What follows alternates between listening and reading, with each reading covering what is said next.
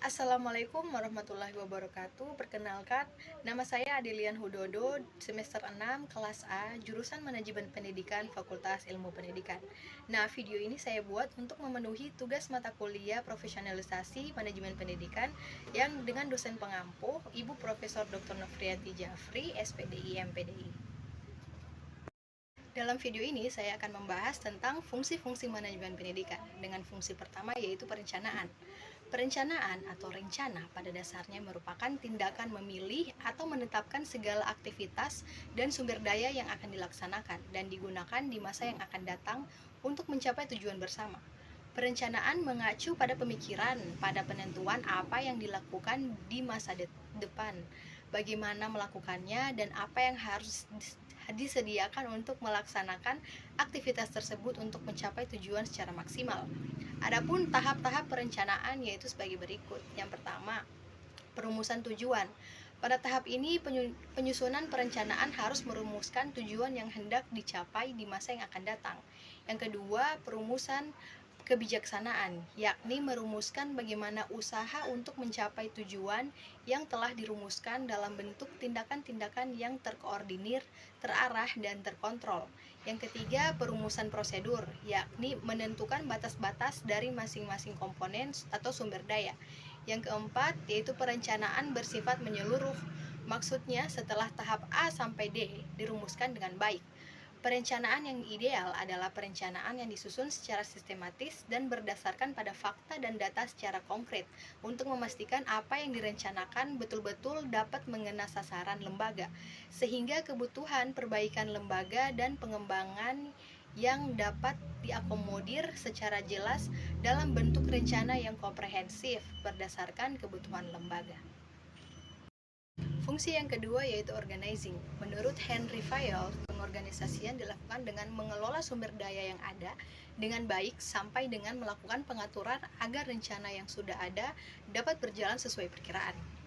Dalam menjalankan fungsi pengorganisasian ini terdiri dari 4 tingkatan, diantaranya adalah pembagian tugas, menjadi satu pengarahan, ada jenjang organisasi, dan tingkat sentralisasi atau sistem terpusat.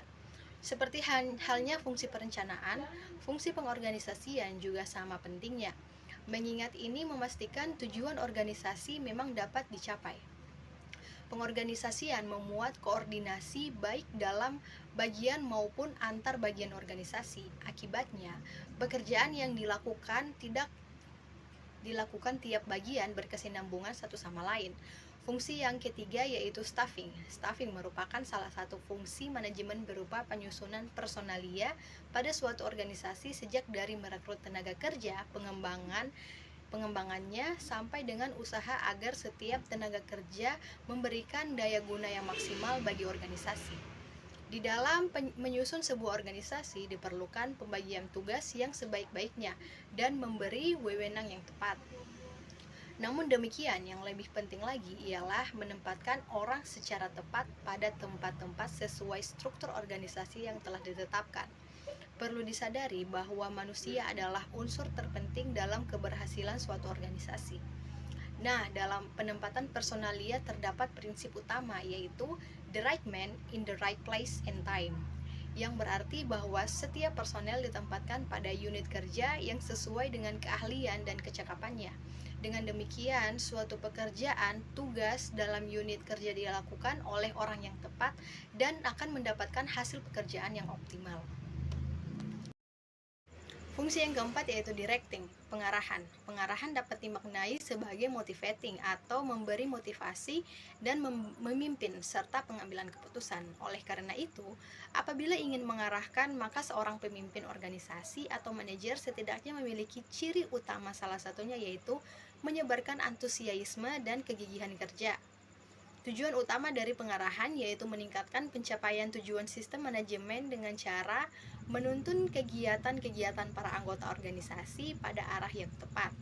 Nah, fungsi berikutnya yang kelima yaitu fungsi coordinating. Coordinating merupakan suatu aktivitas manajer yang membawa orang-orang yang terlibat di organisasi ke dalam suasana kerjasama yang harmonis. Dengan adanya koordinasi ini dapat dihindari kemungkinan terjadinya persaingan yang tidak sehat dan kesimpang siuran di dalam bertindak orang-orang yang terlibat dalam mencapai tujuan organisasi. Pada fungsi ini memastikan bahwa manajemen akan membantu membagi pekerjaan dengan baik dan menciptakan koordinasi yang sempurna, sehingga setiap karyawan satu sama lain akan bekerja sama untuk membantu mencapai satu tujuan, yakni cita-cita organisasi.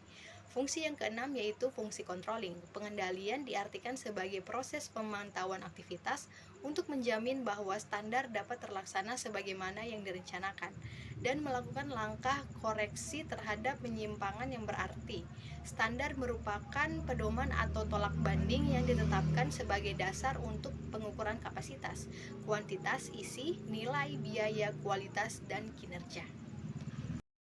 Nah, sekiranya itu saja pembahasan dari materi saya. Apabila ada kesalahan kata, mohon dimaafkan. Wabillahi taufiq wal hidayah. Wassalamualaikum warahmatullahi wabarakatuh. Bye guys.